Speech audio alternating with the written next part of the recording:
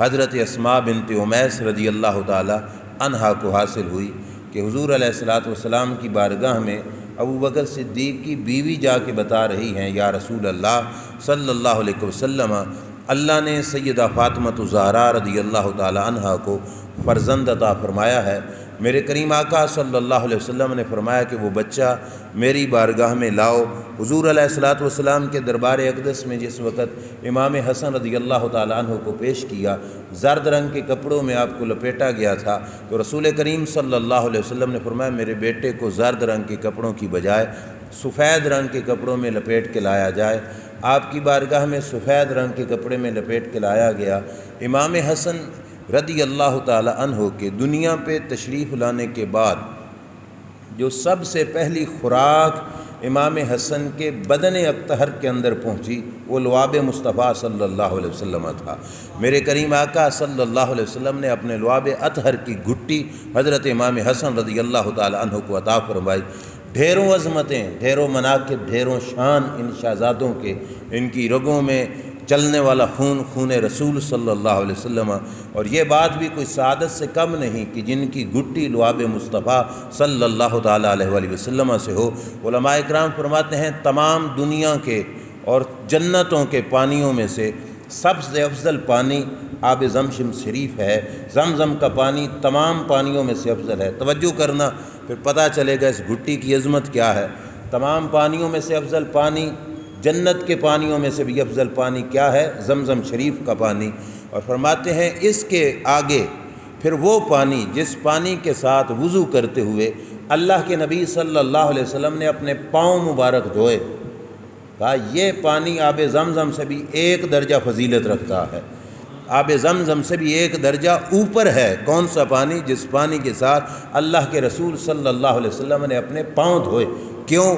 آب زمزم شریف کی فضیلت ہے تو حضرت اسماعیل علیہ السلام کے پاؤں مبارک کے ساتھ لگنے کی وجہ سے، اور سرکار کے وضو والا پاؤں مبارک کا پانی اس کو فضیلت ہے تو میرے نبی علیہ الصلوۃ والسلام کے پاؤں مبارک کے ساتھ لگنے کی وجہ سے، تو سب سے اونچی شان والا پانی آب زمزم، اس سے بھی اوپر ایک درجہ وہ پانی فضیلت رکھتا ہے جو پانی رسول کریم صلی اللہ علیہ وسلم کے قدموں سے لگا۔ توجہ رکھیے میری طرف، آگے فرماتے ہیں وہ پانی جس کے ساتھ اللہ کے رسول نے ہاتھ مبارک دھوئے، فرمایا یہ پانی آب زمزم سے 2 درجے فضیلت رکھتا ہے، 2 درجے بڑھ گیا آب زمزم سے بھی جس کے ساتھ حضور نے ہاتھ دھوئے۔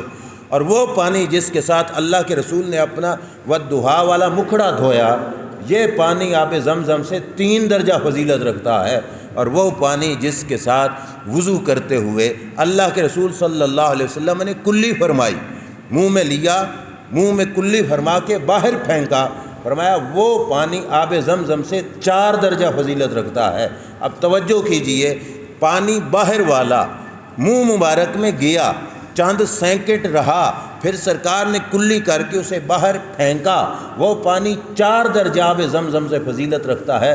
جو باہر کا پانی منہ میں چند سیکنڈ کے لیے گیا وہ آب زمزم سے 4 درجہ فضیلت رکھتا ہے۔ اب آپ سوچ کے بتاؤ، جو پانی پیدا بھی حضور کے جسم اطہر سے ہوا، وہ لعاب دہن، وہ آپ کا تھوک مبارک جو پیدا ہی اندر سے ہوا ہے، جو رہا ہی حضور کے بطن اطہر میں، کمال قسمت ہے امام حسن مجتبیٰ رضی اللہ تعالیٰ عنہ کی کہ جن کو گھٹی بھی اللہ کے رسول صلی اللہ علیہ وسلم نے اپنے لعاب دہن کی عطا فرمائی۔ اور اگلے نمبر پہ دیکھیے، میرے کریم آقا صلی اللہ علیہ وسلم نے گھٹی عطا فرمائی۔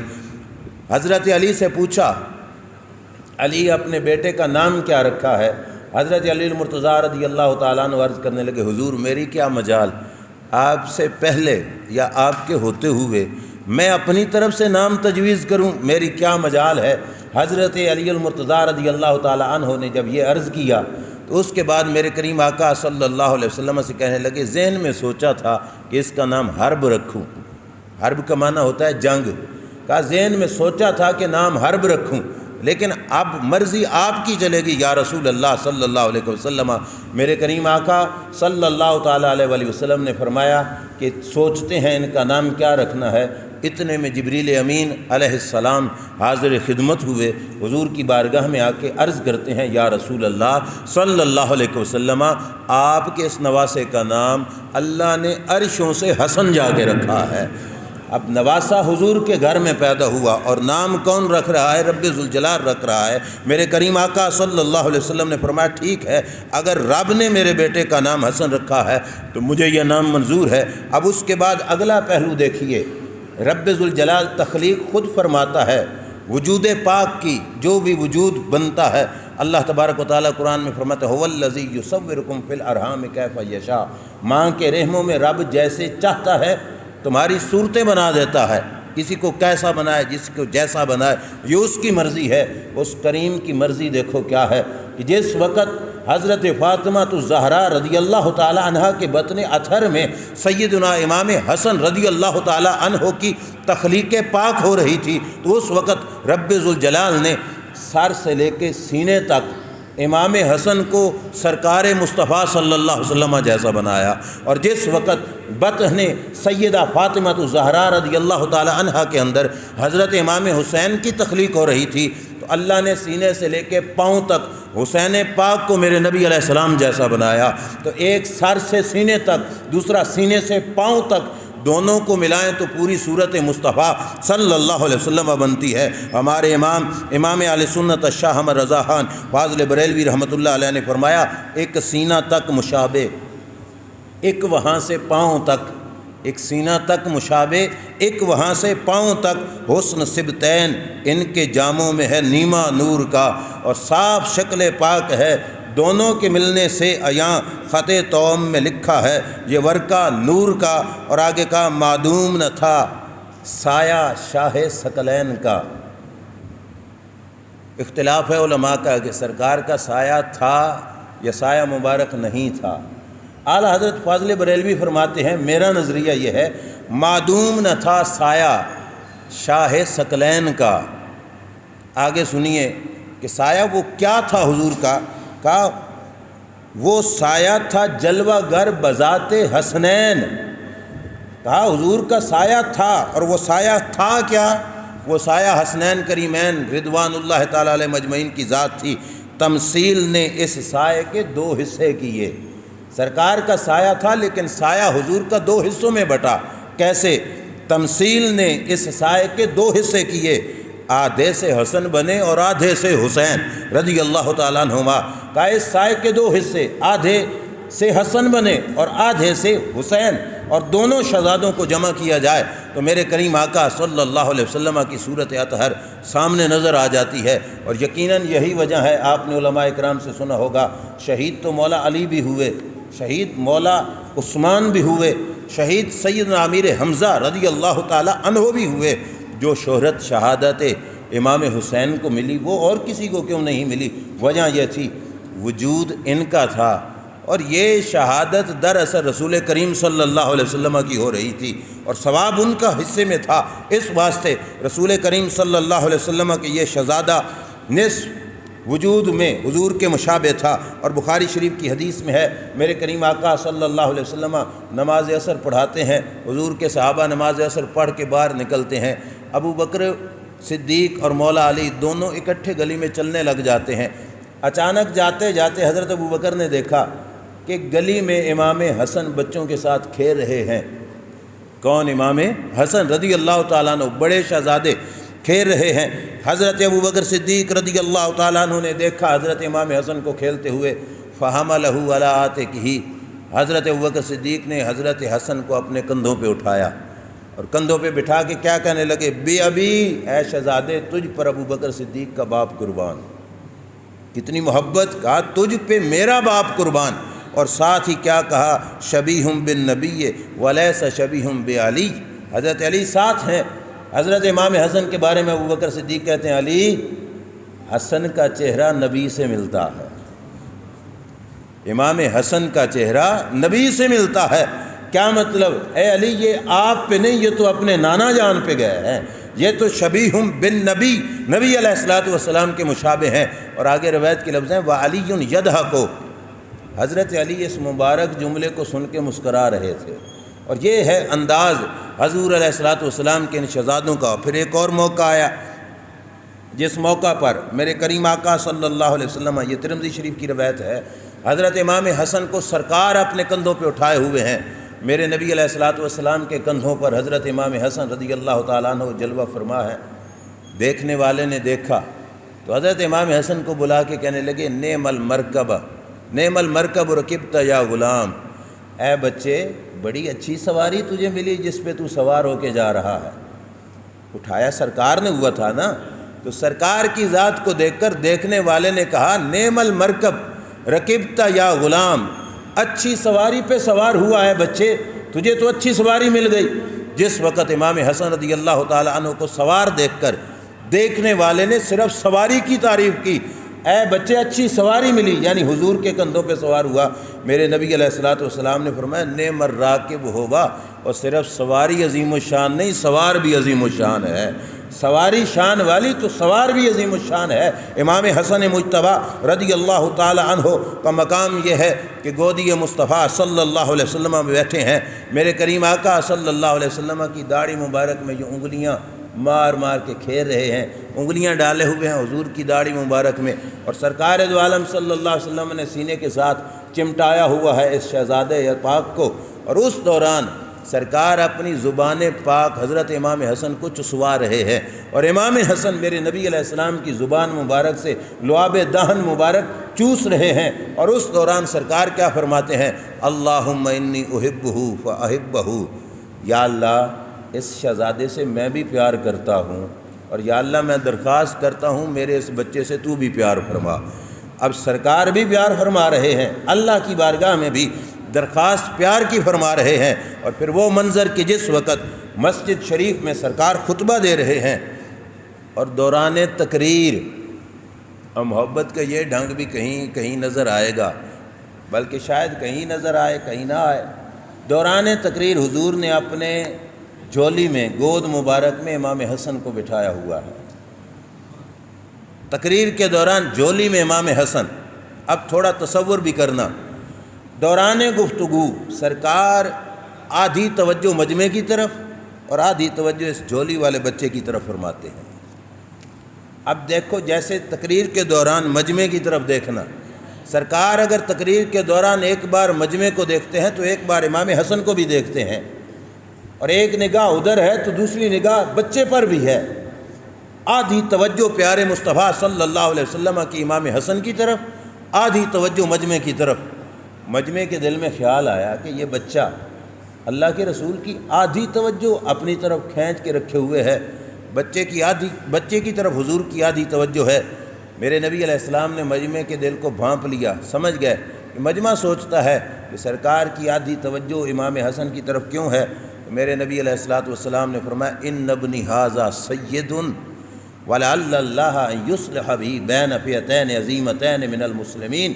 فرمایا لوگو اس میرے بچے کو فقط بچہ نہ سمجھنا، یہ میرا بچہ بھی ہے اور یہ کائنات کا سردار بھی ہے۔ ان ابنی ھذا سید، میرا یہ بچہ سردار ہے۔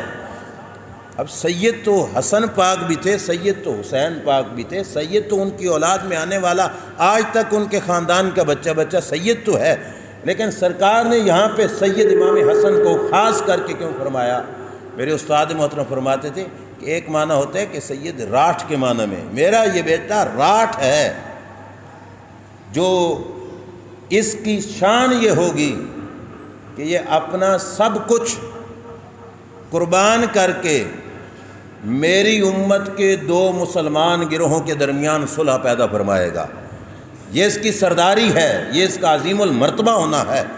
یہ اپنی خلافت کو بھی قربان کر کے دو مسلمانوں کے گروہوں کے درمیان صلح کر کے قیامت تک کا انتشار ختم فرمائے گا۔ فرمایا یہ میرا بیٹا راٹھ ہے، یہ میرا بیٹا سردار ہے، عام بچہ اس بچے کو نہ سمجھنا۔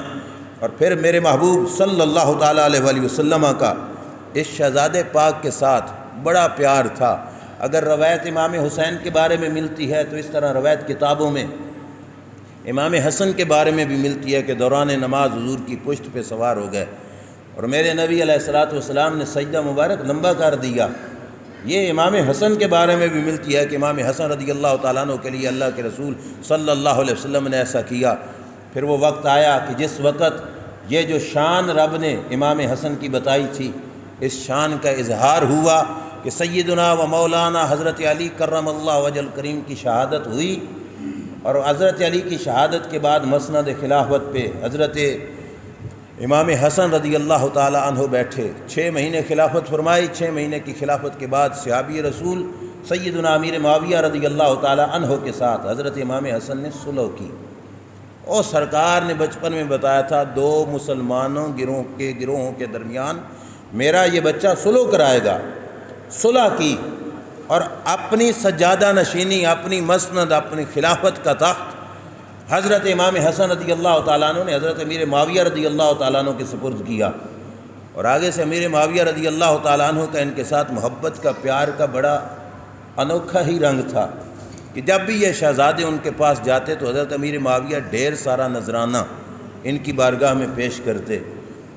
ایک دفعہ حضرت امیر معاویہ رضی اللہ تعالیٰ عنہ نے جس وقت ڈھیر سارا نذرانہ پیش کیا تو کہا، بیٹو بچوں، اتنا نذرانہ تو اور کسی نے نہیں دیا ہوگا۔ جب انہوں نے یہ کہا تو امام حسین نے بڑا پیارا جواب دیا، کہا معاویہ تیرے در پر بھی تو ہمارے جیسا اور آیا بھی کوئی نہیں ہوگا، اگر ہمیں اتنا کسی اور نے نہیں دیا تو تیرے دروازے پہ بھی تو ہمارے جیسا کوئی اور آیا نہیں ہوگا، ہم بھی تو بے مثال ہیں۔ اگر نذرانہ بے مثال ہے تو جن کو مل رہا ہے وہ بھی بے مثال ہیں۔ اور باقاعدہ سالانہ وظیفہ حضرت امیر معاویہ رضی اللہ تعالیٰ عنہ حضرت امام حسن مجتبیٰ رضی اللہ تعالیٰ عنہ اور امام حسین کی بارگاہ میں پیش کرتے۔ ایک دفعہ یہ ہوا کہ وظیفہ بھیجنے میں دیر ہو گئی، یہ بات بڑی توجہ سے سننا، کافی مسئلے حل ہوں گے۔ امیر معاویہ جو وظیفہ بھیجتے تھے وہ وظیفہ بھیجنے میں دیر ہو گئی۔ امام الانبیاء صلی اللہ تعالیٰ علیہ وآلہ وسلم کے نواسے حضرت امام حسن رضی اللہ تعالیٰ عنہ نے دل میں یہ سوچا کہ میں امیر معاویہ کو خط لکھوں اور اس کے اندر ان کو یاد دہانی کراؤں کہ جو ماہانہ سالانہ وظیفہ آپ کی طرف سے آتا تھا، اس دفعہ آپ کی طرف سے وہ وظیفہ نہیں آیا۔ حضرت امام حسن رضی اللہ تعالیٰ عنہ نے یہ سوچا کہ میں ان کو خط لکھ کر یاد دہانی کرواؤں کہ میرا سالانہ وظیفہ مجھے بھیجو۔ پوری توجہ سے سننا۔ امام حسن کے دل میں یہ خیال آیا، سوئے تو خواب میں نانا جان کی زیارت ہو گئی۔ امام الانبیاء صلی اللہ علیہ وسلم خواب میں تشریف لائے، سرکار نے پوچھا، کیف انت یا حسن، میرے نواسے کیا حال ہے، کیسے ہو؟ امام حسن رضی اللہ تعالیٰ عنہ نے عرض کیا، بخیر یا ابت، بابا جان ہم خیریت کے ساتھ ہیں۔ کہ ساتھ ہی یہ شکایت کی کہ امیر معاویہ وظیفہ دیتے تھے اور اس دفعہ دیر ہو گئی ہے۔ فقال ادعوت بطوات لتكتب الى مخلوق مثلك تذكره ذلك، سرکار نے فرمایا، حسن تو نے یہ سوچا تھا کہ تو نے دوات منگائی تھی اس مقصد کے لیے کہ تو ان کو خط لکھے یاد دہانی کرانے کے لیے وظیفے کی؟ حضرت امام حسن نے عرض کیا، یا رسول اللہ جی ہاں۔ سرکار نے فرمایا، نہیں، خط نہیں لکھنا۔ عرض کیا، یا رسول اللہ پھر کیا کروں؟ میرے نبی علیہ الصلوۃ والسلام نے فرمایا، حل میں بتاتا ہوں۔ آقا کیا ہے؟ سرکار نے فرمایا، میں تجھے وظیفہ بتاتا ہوں، وہ پڑھو، خط لکھ کر مانگنے کی ضرورت نہیں، وظیفہ خود تمہارے گھر میں آئے گا۔ میرے نبی علیہ السلام نے دعا سکھائی، دعا کے الفاظ سننا۔ سرکار نے فرمایا، بیٹا پڑھا کرو، اللہ مقذف فی قلبی رجا کا وقتا رجائی امن سوا کا حتیٰ لا ارجو احدا غیر کا، یا اللہ میرے دل میں اپنی امید ڈال، اوروں کی امید نہ ڈال، اور اوروں کی امید میرے دل سے ختم فرما۔ اور آگے دعا کے الفاظ ہیں، اللہم وما ضعفت قوتی وکثر عملی ولم تنتہ الیہ رغبتی ولم تبلغ مسألتی ولم یجر علی لسانی مما آتیت احدا من الاولین والآخرین من الیقین وخصنی بہ یا ارحم الراحمین۔ یہ دعائیہ الفاظ میں نے جلدی پڑھے، یہ سرکار نے سکھائے خواب میں۔ امام حسن رضی اللہ تعالیٰ عنہ فرماتے ہیں، میں نے کچھ ہفتے ہی ابھی یہ دعا پڑھی تھی جو حضور نے سکھائی تھی، حتیٰ بعث الیہ معاویۃ بألف ألف و500 ألف، حضرت امیر معاویہ 1,00,000 درہم نذرانہ بھیجتے تھے۔ کچھ دنوں کے بعد حضرت امیر معاویہ نے 1,50,000 درہم نذرانہ بھیج دیا۔ امام حسن رضی اللہ تعالیٰ عنہ نے پوچھوا بھیجا، بھائی 1,00,000 تو آتا تھا، یہ 50,000 کس بات کے؟ حضرت امیر معاویہ نے جواب دیا، 1,00,000 تو نذرانہ ہے اور 50 دیر کا معذرت نامہ ہے۔ 50,000 اس واسطے دیا جو تاخیر ہو گئی، اس دیری پر معافی کے لیے 50,000 بھی بھیج رہا ہوں اور لاکھ بھی بھیجا۔ میرے نبی علیہ الصلوۃ والسلام نے اپنے نواسے کو پھر خواب میں ملے، پوچھا یا حسن کیف انت، اے حسن اب کیا حال ہے؟ حضرت امام حسن کہنے لگے قلت بخیر یا رسول اللہ صلی اللہ علیہ وسلم، آقا خیریت سے ہے، اور جو کچھ آپ نے فرمایا تھا وہ پڑھا ہے، اور جواب میں اس کا رزلٹ یہ نکلا ہے۔ میرے نبی علیہ الصلوۃ والسلام نے فرمایا یا بنی ھکذا من رجا الخالق ولم یرج المخلوق، اے بیٹے جو اللہ سے امیدیں رکھتا ہے اللہ اس کی امیدوں کو ایسے ہی پورا فرماتا ہے، جیسے میرے بیٹے رب نے تیری امید کو پورا فرمایا، کہ وہ بھی آیا اور اس سے اضافی بھی بطور معافی کے بھی انہوں نے 50,000 اضافی بھی بھیجا، اور حضرت امام حسن رضی اللہ تعالیٰ عنہ نے قبول کیا۔ اب میں آپ کے سامنے یہ ساری روایت سنا کر ایک بات رکھتا ہوں، آپ ذرا خود بتائیے کہ جس وقت خط لکھنے لگے امیر معاویہ کو، سرکار خواب میں آئے، سرکار نے خط لکھنے سے روکا اور الٹا کیا بتایا؟ وظیفہ، کہ بیٹے خط نہیں لکھنا۔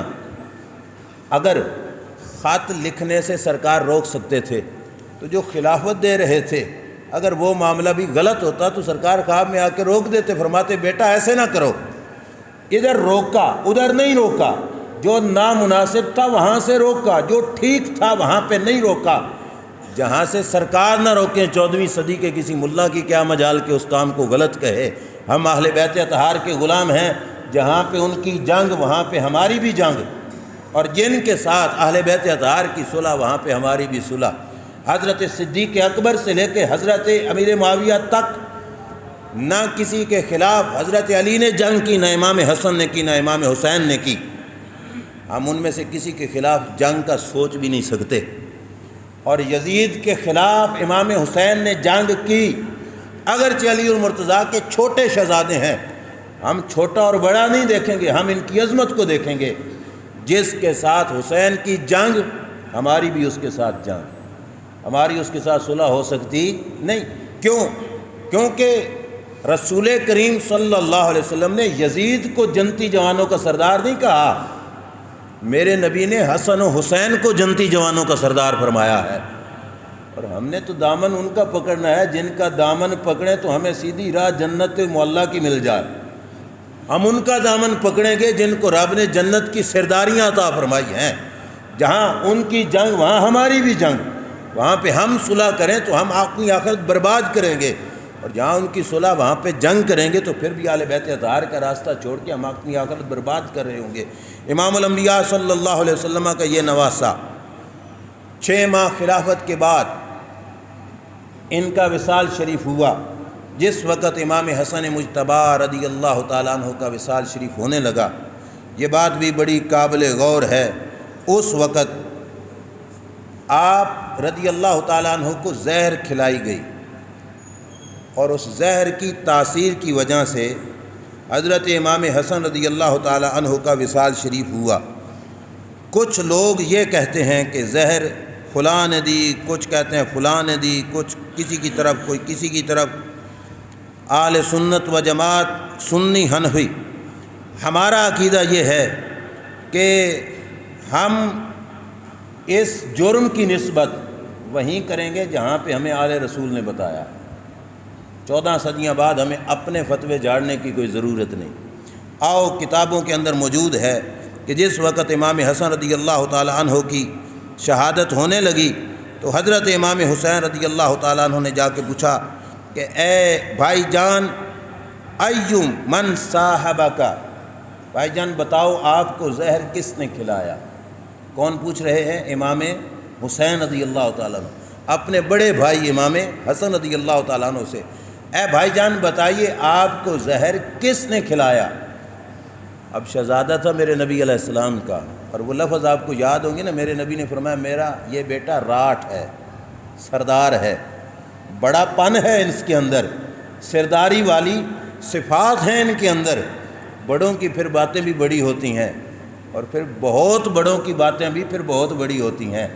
جب امام حسین رضی اللہ تعالیٰ عنہ نے پوچھا بھائی جان مجھے بتاؤ آپ کو زہر کس نے کھلایا، امام حسن رضی اللہ تعالیٰ عنہ کہنے لگے ترید قتلہ، پوچھ کیوں رہے ہو؟ تمہارا ارادہ ہے اسے مارنے کا، قتل کرنے کا ارادہ ہے جس نے مجھے زہر کھلایا؟ امام حسین نے سیدھی سیدھی بات کہی، جی ہاں بھائی جان، میرا یہی ارادہ ہے، جو آپ کے ساتھ دشمنی کر کے آپ کو زہر کھلا رہا ہے، حسین اس کو قتل کرے گا، کہ قتل کا بدلہ قتل ہے، اس نے آپ کو شہید کیا، اس کے بدلے میں اسے قتل کیا جائے گا۔ امام حسن رضی اللہ تعالیٰ عنہ کا جواب سننا، جواب سن کے دل تصدیق کرے گا، دل تو پہلے ہی تصدیق کرتا ہے، مزید پکی ہوگی کہ واقعی یہ بیٹا سرکار کا راٹھ تھا، سردار تھا۔ امام حسن کہنے لگے لئن کان صاحبی الذی اظن اللہ تعالی اشد نقمتا منک، میرے بھائی اگر تو زہر مجھے اسی نے کھلایا جس کا مجھے گمان ہے، جس پر میرا شک جاتا ہے یا میرا گمان ہے، امام حسن فرما رہے ہیں کہ زہر اگر مجھے اس نے کھلایا جس پر میرا گمان ہے، اللہ اشد نقمتا منک، پھر میرے بھائی تجھے بتانے کی مجھے کوئی ضرورت نہیں، اللہ تجھ سے بڑھ کر اس سے بدلہ لینے والا ہے۔ کون فیصلہ کرے گا؟ میرا رب کرے گا، کیونکہ میرا گمان ہے بھائی جان، پاک تو نہیں نا، ہو سکتا ہے وہ ہو سکتا ہے وہ نہ ہو، فرمایا جس کے بارے میں مجھے گمان ہے اگر تو وہی ہے، فاللہ اشد نقمتا منک، پھر میرے بھائی اللہ تجھ سے بڑھ کر اس سے بدلہ لے لے گا۔ اور آگے کیا کہا؟ وَلَمْ يَكُنْهُ مَا أُحِبُّ أَن تَقْتُلَ لِي بَرِيًّا، اے بھائی اگر جس کا مجھے گمان ہے وہ بندہ میرا قاتل نہ ہو تو میں ویسے نام لے کر تجھے بتا دوں اور تو ایک ایسے شخص کو قتل کر دے جو مجرم بھی نہ ہو، تو تیرے بھائی کو یہ بھی گوارا نہیں۔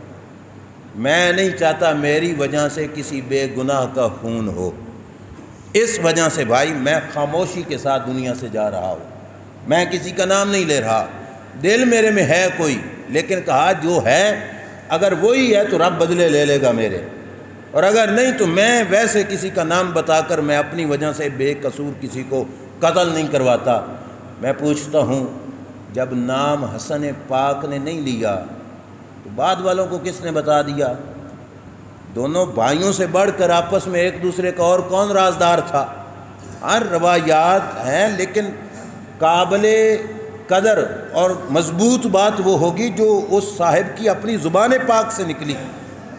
ایک بات امام حسن اپنے بارے میں کہیں، ایک بات والا کوئی اور کہے، تو ہمیں تو امام حسن کی بات ماننی ہے جو انہوں نے خود فرمایا، کہ فرمایا اگر معاملہ یہی ہے جو میرے ذہن میں ہے تو فرمایا پھر بدلہ رب لے گا، نہیں تو میں اپنی وجہ سے بلا وجہ کسی کو قتل نہیں ہونے دوں گا۔ اور پھر یہ وہ ہستی ہے جو میدان کربلا لگنے سے پہلے دنیا سے پردہ فرما گئیں، حضرت امام حسن مجتبی رضی اللہ تعالی عنہ۔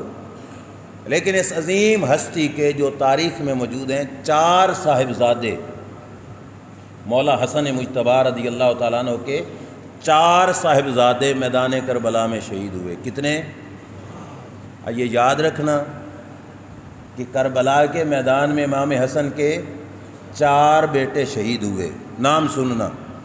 پہلے بیٹے کا نام ہے ابو بکر بن حسن رضی اللہ تعالی عنہما، یہ بیٹے ہیں حضرت امام حسن کے، اور نام کیا ہے؟ حضرت ابو بکر بن حسن رضی اللہ تعالیٰ عنہما۔ کربلا کے میدان میں اپنے چچا جان امام حسین رضی اللہ تعالیٰ عنہ کے ساتھ انہوں نے جام شہادت نوش فرمایا۔ دوسرے بیٹے کا نام ہے عمر بن حسن رضی اللہ تعالیٰ عنہما، حضرت امام حسن کے بیٹے حضرت عمر رضی اللہ تعالیٰ عنہما، یہ بھی کربلا کے میدان میں امام حسین کی معیت اور رفاقت کے اندر شہید ہوئے۔ تیسرے کے بیٹے کا نام ہے حضرت عبداللہ بن حسن رضی اللہ تعالیٰ عنہما، حضرت عبداللہ بن حسن بھی امام حسین رضی اللہ تعالیٰ عنہ کے ساتھ کربلا کے میدان میں گئے۔ اور چوتھے بیٹے کا نام ہے حضرت قاسم بن حسن رضی اللہ تعالیٰ عنہما، حضرت سیدنا قاسم رضی اللہ تعالیٰ عنہ۔ یہ 4 بیٹے امام حسن رضی اللہ تعالیٰ عنہ کی کربلا کے میدان میں حضرت امام حسین رضی اللہ تعالیٰ عنہ کے ساتھ تھے۔ اوروں کی زبان سے صرف حضرت قاسم کا نام سنو گے، اہل سنت بتاتے ہیں کہ صرف ایک بیٹا امام حسن کا نہیں، 4 بیٹے امام حسن کے کربلا کے میدان میں گئے تھے، اور یہ باقاعدہ ثبوت کے ساتھ ان کی گھروں میں بھی یہ بات موجود ہے کہ امام حسن رضی اللہ تعالیٰ عنہ کے یہ 4 بیٹے حضرت امام حسین رضی اللہ تعالیٰ عنہ کے ساتھ گئے۔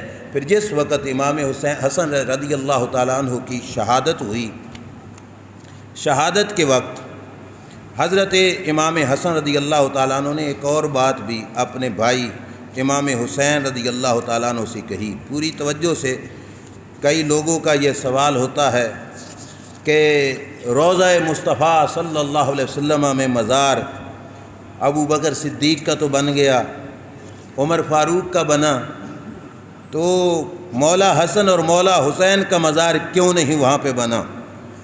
اس سلسلے میں جو صحیح بات ہے وہ آپ حضرات کے سامنے میں عرض کرتا ہوں کہ اس وقت اصل صورتحال کیا تھی۔ جس وقت امام حسن کی شہادت ہونے لگی، امام حسن نے، یہ کتابوں میں موجود ہے، میرے پاس کتاب ہے سوائق ابن حجر نے لکھا، سیدنا امام حسین رضی اللہ تعالیٰ عنہ کو بلا کے بتایا کہ بیٹے جب میری شہادت ہو جائے، میرا وصال ہو جائے تو سنو، قد کنت طلبت الی عائشہ رضی اللہ تعالیٰ عنہ ان ادفن مع رسول اللہ صلی اللہ علیہ وسلم، بیٹے میں نے روضہ رسول میں دفن ہونے کے لیے امی جان ام المومنین سیدہ طیبہ طاہرہ حضرت عائشہ صدیقہ رضی اللہ تعالیٰ عنہ سے مطالبہ کیا ہے۔ یہ عائشہ صدیقہ حضور کی زوجہ حضرت ابو بکر صدیق کی بیٹی ہیں، اور یہ جو حجرہ شریف ہے نا جہاں پہ سبز گنبد پاک ہے، یہ حجرہ سیدہ عائشہ صدیقہ رضی اللہ تعالیٰ عنہ کا تھا، کیونکہ سرکار بوقت وصال وہیں پہ تھے تو آپ کا مزار شریف وہیں پہ بنا۔ امام حسن فرماتے ہیں میرے بھائی، میں نے عائشہ صدیقہ سے کہا ہے کہ میں بھی روضہ مصطفیٰ صلی اللہ علیہ وسلم میں دفن ہونا چاہتا ہوں، میں نے مطالبہ کیا۔ یہ واضح لفظ ہیں کہ حضرت عائشہ نے فقالت نام، انہوں نے کہا بالکل ٹھیک ہے، آپ کی تدفین وہاں پہ ہو جائے گی، ہونی چاہیے۔ حضرت عائشہ کی طرف سے کوئی رکاوٹ نہیں تھی، کسی اور کی طرف سے نہیں تھی۔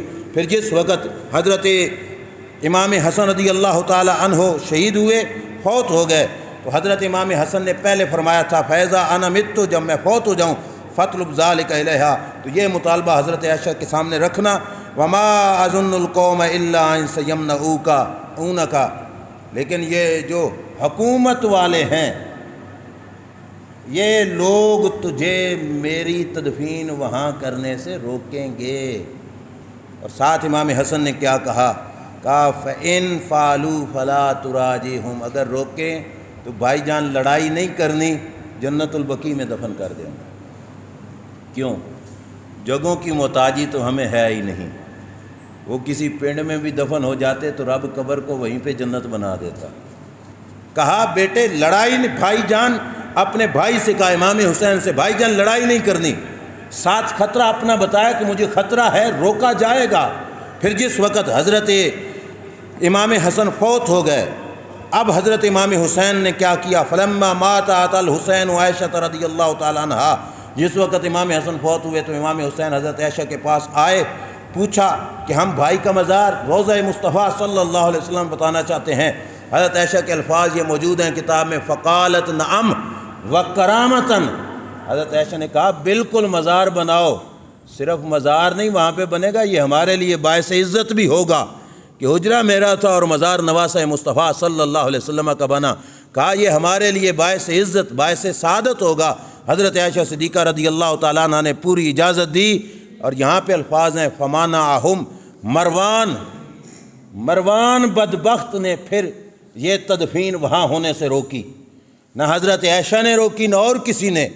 تدفین حضرت امام حسن کی روضہ اطہر میں ہونی تھی، لیکن مروان رکاوٹ بنا، مروان نے یہ تدفین وہاں پہ نہ ہونے دی، ادھر سے اس نے روکا، تو امام حسین رضی اللہ تعالیٰ عنہ نے اسلحہ زیب تن کر لیا کہ میں اس کا مقابلہ کرتا ہوں۔ یہ ہوتا کون ہے روکنے والا؟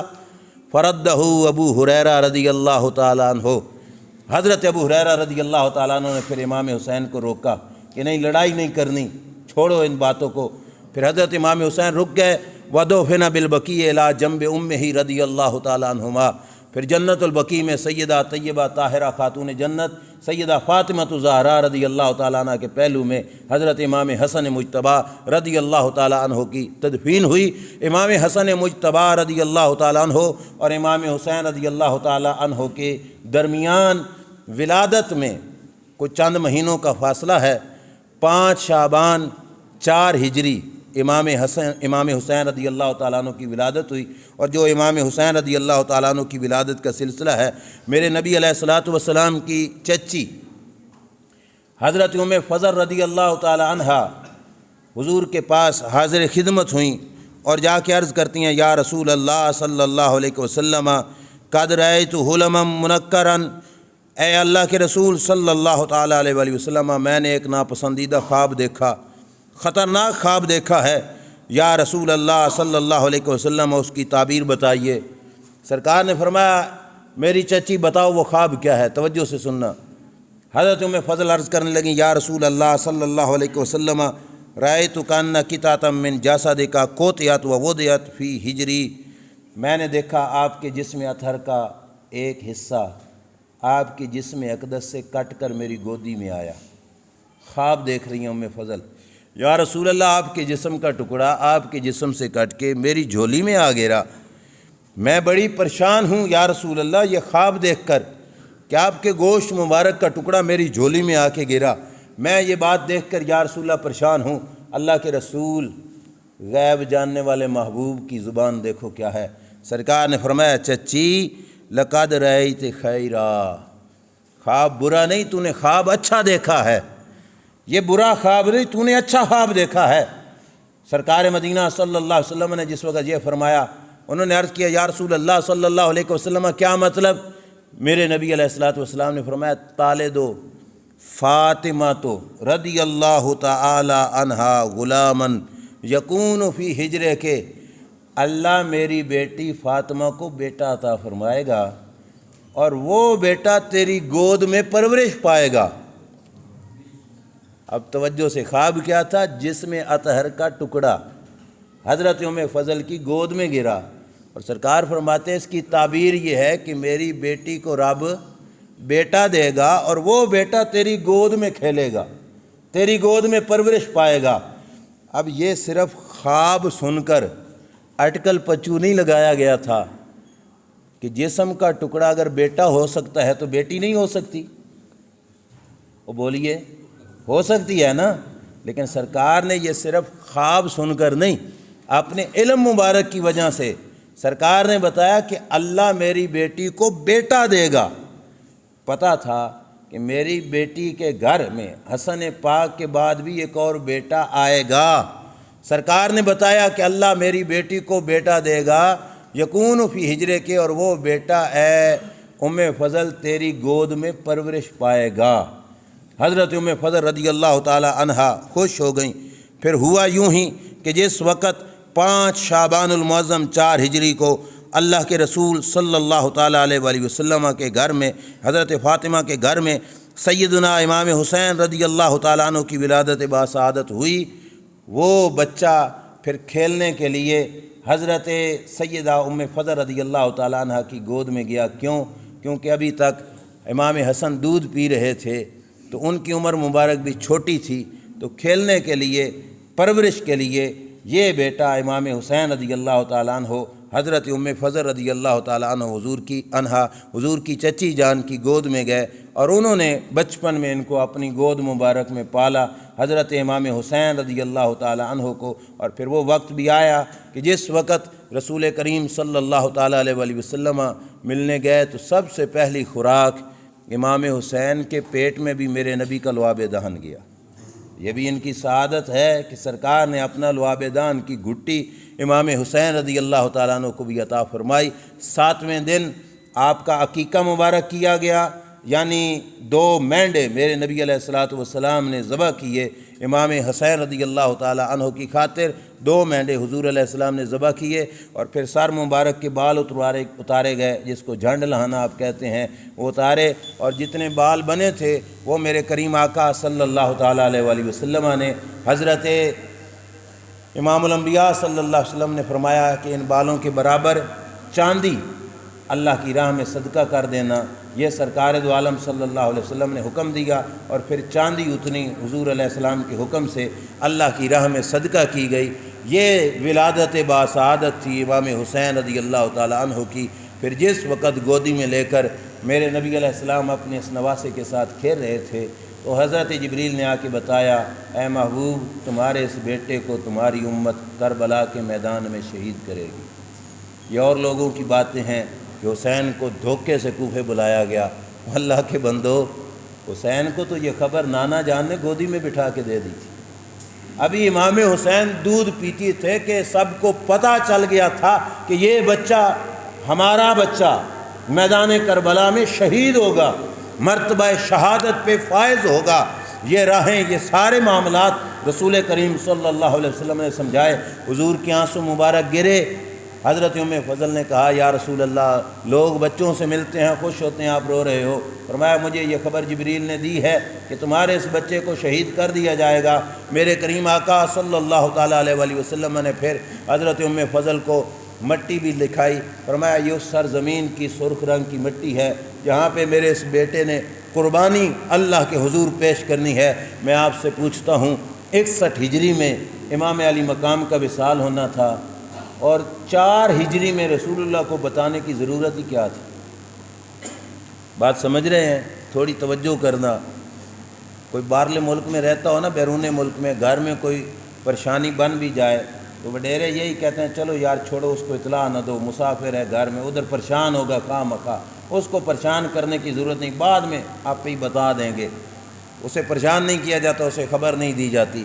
وصال ہونا ہے امام الانبیاء صلی اللہ علیہ وسلم کے نواسے کا 61 ہجری میں، اور 4 ہجری میں نبی کریم علیہ السلام کو 57 سال پہلے کیوں بتایا گیا کہ تمہارے اس بیٹے نے شہید ہونا ہے؟ اللہ دکھانا چاہتا تھا کہ شہادت ہوگی تو اس وقت تو جو رد عمل ہوگا وہ تو ہوگا خاندان اہل بیت کا۔ ذرا شہادت کی خبر سن کر میرے نبی کا رد عمل کیا ہوتا ہے، زمانے کو پتہ تو چلے کہ سرکار کو شہادت کی خبر ملی تو سرکار نے پھر کیا کیا۔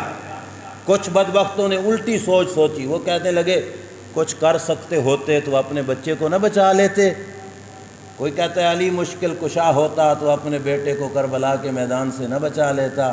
سنو، رسول کریم کو پتہ چلا میرے بیٹے کے ساتھ یہ ہوگا تو سرکار نے کیا دعا کی؟ اللہم آت الحسین صبرا و اجرا، یا اللہ میرے بیٹے حسین کو وہاں ٹک کر صبر کرنے کی بھی توفیق دینا اور اس پہ اچھا رزلٹ اجر بھی عطا فرمانا۔ وجہ کیا تھی میں آپ کو مثال سے سمجھاتا ہوں۔ کر سکتے تھے، سرکار کر سکتے تھے، مولا علی بھی یہ مشکل ہٹا سکتے تھے، کیا کیوں نہیں؟ میں مثال سے سمجھاتا ہوں۔ پیار بھی تھا، محبت بھی ہے، کمال درجے کا پیار ہے، لیکن کیوں نہیں کیا؟ وجہ یہ ہے، آپ کا چھوٹا سا بچہ ہو، رمضان المبارک میں ضد کر دے کہ میں نے روزہ رکھنا ہے۔ اب توجہ سے بات سمجھنا، روزہ رکھنا ہے، آپ اس کے اصرار پر کہیں ٹھیک ہے بیٹا روزہ رکھ لو۔ آپ کے بیٹے نے روزہ رکھ لیا، جب دوپہر ہوئی تو بچے کو بھوک لگ گئی، بچے کو پیاس بھی لگ گئی۔ اب بچہ کہتا ہے بابا جان، اماں جان، مجھے بھوک لگی ہے، مجھے پیاس لگی ہے۔ تو ماں باپ کیا کہتے ہیں؟ پانی اٹھا کے دے دیتے ہیں، چل پی لے۔ کہتے نہیں بیٹا تھوڑا جہا ٹائم رہ گیا، صبر کر، تھوڑا جہا ٹائم رہ گیا، اے افطاری ہون والی، یہ دیکھو ہم نے سیب بھی آپ کے لیے لے آئے، ہم یہ بھی لے آئے، ہم یہ بھی لے آئے، یہ بھی بنائیں گے آپ کے لیے، تھوڑا صبر کر۔ کہتے ہیں تھوڑا ویٹ کر۔ اب ماں اور باپ بیٹے کو پانی دے سکتے نہیں؟ بولیے، روٹی دے سکتے نہیں؟ کھانا کھلا سکتے ہیں کہ نہیں؟ لیکن کھلا رہے ہیں، بلکہ کہتے ہیں بیٹا صبر کر۔ کیوں؟ ابھی نہ کھاؤ، تھوڑا وقت گزرنے دو۔ عصر ہوئی تو بیٹے نے اور زیادہ شور کیا کہ ہائے مجھے دو کچھ نہ کچھ، لیکن ماں باپ کہتے ہیں نہیں بیٹا تھوڑا صبر کرو، تھوڑا صبر کرو، تھوڑا صبر کرو۔ افطاری کا ٹائم ہوا تو سب کچھ والدین نے سامنے رکھ کے کہا بیٹا یہ سب کچھ تمہارے لیے، اب کھاؤ، تمہارا وقت ہو چکا ہے۔ میں پوری تشبیہ تو نہیں دیتا کہ یہاں پہ تو بچہ بول کے کہہ رہا تھا مجھے کچھ دو، حسین نے تو مانگا بھی نہیں، پوری تشبیہ تو نہیں دیتا، لیکن اتنا پوچھتا ہوں والدین نے سب کچھ ہونے کے باوجود بیٹے کو نہیں دیا تو کیا پیار نہیں تھا بیٹے سے؟ پیار تھا، لیکن وہ سمجھتے تھے سب کچھ بیٹا وقت پہ ملے گا تو کھا بھی لوگے، اللہ تمہیں اجر بھی عطا فرمائے گا۔ اب حسین پاک سے مولا مرتضیٰ کو بھی پیار ہے، ہمارے آقا مصطفیٰ کریم صلی اللہ علیہ وسلم کو بھی پیار ہے، لیکن کربلا کا میدان تھا میدان امتحان۔ امتحان کے میدان میں والدین اپنے بچے کے لیے نقل کا انتظام نہیں کرتے، کہتے ہیں بیٹا ڈٹ کے پڑھ، اللہ تجھے پاس کرے گا، اچھے نمبروں میں کامیاب کرے گا۔ میرے نبی علیہ الصلوۃ والسلام نے بھی نقل کا انتظام امام حسین کے لیے نہیں کیا، بلکہ فرمایا اللہم آت الحسین صبرا و اجرا، یا اللہ میرے بیٹے کو ڈٹ کر وہ پیپر کرنے کی توفیق عطا فرما، اور کل اچھا پیپر دے لے تو بہترین پوزیشن بھی عطا فرما۔ اور پھر امتحان دیا حسین پاک رضی اللہ تعالیٰ عنہ نے، پیچھے دعا تھی پیارے آقا صلی اللہ علیہ وسلم کی، کوئی عام ہوتا تو پھسل جاتا، کسی کے پاؤں ڈگمگا جاتے، لیکن دعا بھی تو پاک پیغمبر صلی اللہ علیہ وسلم کی تھی۔ امام حسین رضی اللہ تعالیٰ عنہ نے سب کچھ دیکھ کر بھی صبر کیا، اور پھر میرے کریم آقا صلی اللہ تعالیٰ علیہ وآلہ وسلم کی دعا سے پتہ اجر کیا ملا؟ لوگوں کو قربانیاں دے کر صرف جنت ملتی ہے، حسین کو صرف جنت نہیں، رب نے جنت کی سرداری عطا فرما دی۔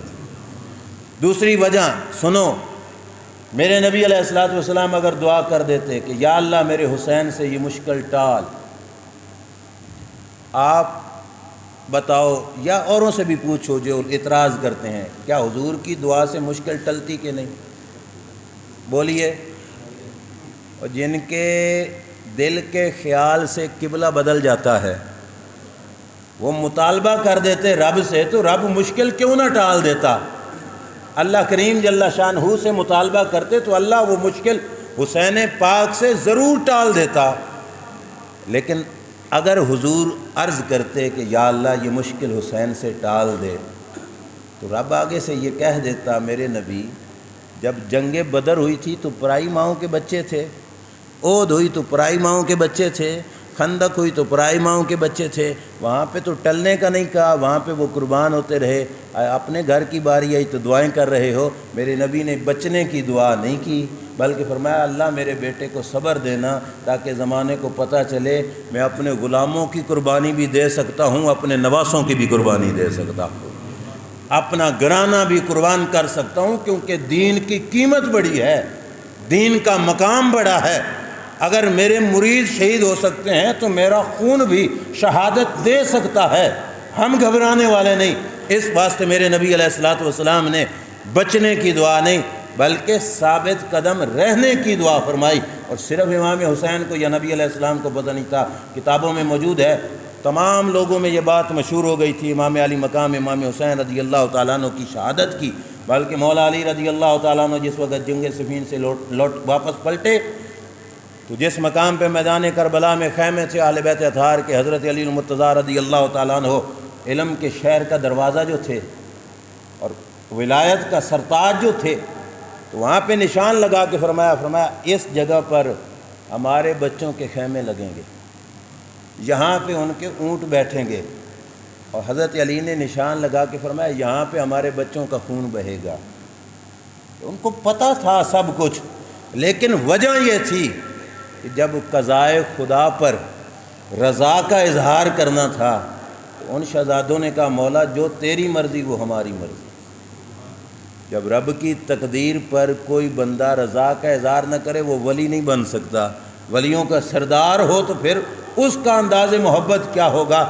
حضرت امام حسین میں آگے سناؤں گا جس وقت وہ بات آئے گی، تو امام حسین رضی اللہ تعالیٰ عنہ کا انداز محبت جو رب ذوالجلال جل شانہ کے ساتھ اور اپنے نانا جان کے ساتھ تھا، وہ اس طرح کا پیارا تھا کہ ساری زندگی پھر نبی کریم علیہ السلام نے اپنے بیٹے کو اس امتحان مبارک کے لیے سرکار نے باقاعدہ تیار کیا اور فرمایا بتا دیا، عملاً سرکار نے بتایا کہ یہ دنیا کی نعمتیں بیٹو یہ اوروں کے لیے ہیں، اللہ تعالیٰ نے ہمارے لیے آخرت میں جنت کی نعمتیں پیدا فرمائی۔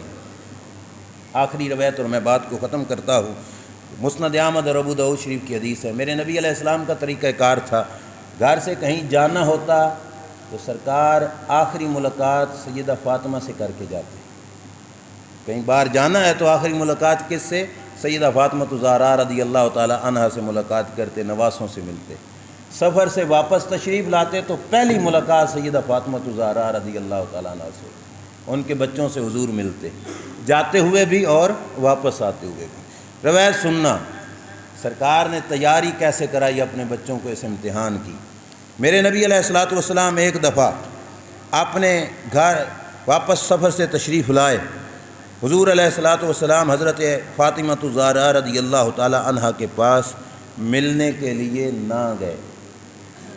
اب وہ بھی بیٹی تو حضور کی ہی تھی نا، زوجہ مولا علی کی تھیں، اندر سے جو مزاج شناسی تھی، خون بھی تو تھا نا رسول اللہ کا، سمجھ گئیں کہ آج بابا جان میرے گھر میں کیوں نہیں آئے، وجہ کیا ہے؟ وجہ یہ تھی کہ حضرت فاطمہ الزہرا نے اپنے گھر کے سامنے دروازے پہ ایک پردہ لٹکایا ہوا تھا، پردہ اضافی کپڑا لٹکایا ہوا تھا، ایک تو یہ، اور دوسرا دونوں شہزادوں کے ہاتھوں میں کڑے پہنائے گئے تھے، امام حسن امام حسین، چاندی کے کڑے تھے، کنگن تھے، وہ حضرت امام حسن امام حسین کے ہاتھوں میں تھے۔ حضرت فاطمہ الزہرا سمجھ گئیں کہ یہ دو چیزیں ہیں، ان کی وجہ سے میرے ابا جان ہمارے گھر میں نہیں آئے۔ حضرت فاطمہ الزہرا رضی اللہ تعالیٰ عنہ نے کیا کیا؟ پردہ کھینچ دیا جو دروازے پہ لٹکایا ہوا تھا، اور شہزادوں کے ہاتھ سے وہ کڑے کنگن جو تھے وہ توڑ دیے، اتار دیے۔ نبی علیہ الصلوۃ والسلام مسجد میں ہیں، حسنین کریمین طیبین طاہرین روتے ہوئے میرے نبی علیہ الصلوۃ والسلام کے پاس گئے۔ حضرت حسنین کریمین کے پاس وہ ٹوٹے ہوئے کڑے کنگن بھی ہیں، حضور کو روتے ہوئے دکھاتے ہیں، یا رسول اللہ صلی اللہ علیہ وسلم، یہ اماں جان نے ایسے کیا۔ میرے نبی علیہ الصلوۃ والسلام نے فرمایا یا صوبانو، سرکار نے وہ کڑے لیے، فرمایا اے صوبان اذهب بهذا الی فلاں، یہ کڑے فلاں گھر والے محتاج غریب ہیں، یہ ان کو دے کے آؤ، ان کے گھر کا سرکٹ چلے گا۔ اور آگے فرمایا بازار میں جاؤ، میری بیٹی کے لیے ہاتھی کے دانتوں کا ہار بھی بنوا کے لے آؤ، اور میری بیٹی کے لیے کڑے بنوا کے لے آؤ، اپنی شہزادی کے لیے۔ اور آگے کیا فرمایا؟ اپنے بچوں کو، شہزادوں کو فرمایا کہ اے میرے بچوں ان ہؤلاء اہلی، فرمایا تم ہو میرے خاندان کے، اور فرمایا اکرہ ان یاکلوا طیبات فی حیاتہم الدنیا، فرمایا میں یہ بات پسند نہیں کرتا کہ تم دنیا کے مزے دنیا پہ لو، فرمایا نہیں، میں پسند کرتا ہوں دنیا پہ نہیں، اللہ یہ ساری نعمتیں تمہیں آخرت میں عطا فرمائے گا۔ سرکار مدینہ صلی اللہ تعالیٰ علیہ وآلہ وسلم ڈھیروں پیار بھی ہے، لیکن جب یہ چیز دیکھی تو سرکار نے سمجھایا کہ ہمارا محبت پیار جو بھی ہے، لیکن جب یہ معاملہ ایسا ہوگا سمجھانے کا، تو یہ تیاری ہو رہی تھی میدان کربل میں جانے کی کہ حوصلہ بنے، ثابت قدمی بنے، صبر مضبوط ہو ہمارے نواسوں کا، اور دنیا کی لذات کی طرف، دنیا کے مال کی طرف نہ ان کی ماں کی توجہ تھی، نہ ان بچوں کی توجہ جائے۔ کیوں؟ ماں کا نام ہے فاطمہ، فاطمہ کہتے ہیں اسے جو دودھ چھوڑنے والا بچہ ہو، چھوٹا بچہ دودھ پوچھتا ہو، چھڑا دیا جائے تو اسے فطیم کہتے ہیں، اسی سے فاطمہ بنا۔ یہ دنیا کے مال کو دودھ سے تشبیہ دی، اور سیدہ فاطمہ کو فاطمہ اسی واسطے کہتے ہیں کہ انہیں دنیا کے مال کی طرف توجہ نہیں کی، دنیا ترک کر دی رب کی رضا کی خاطر۔ اور بطول لقب ہے سیدہ زہرا پاک رضی اللہ تعالیٰ عنہ کا، بطول کا معنی دنیا ترک کرنے والی ماں یہ ہیں، اور بیٹے یہ ہیں کہ جنہوں نے اپنا سب کچھ حضور علیہ الصلوۃ والسلام کی رضا کے لیے قربان کر دیا۔ اور پھر وہ وقت آیا جب عملی زندگی کا، تو وہ انشاءاللہ آئندہ جمعہ پہ ان کی سیرت و کردار کا ہم ترتیب وار یہ سلسلہ لے کے چلیں گے۔ اللہ تعالیٰ آپ کو، مجھے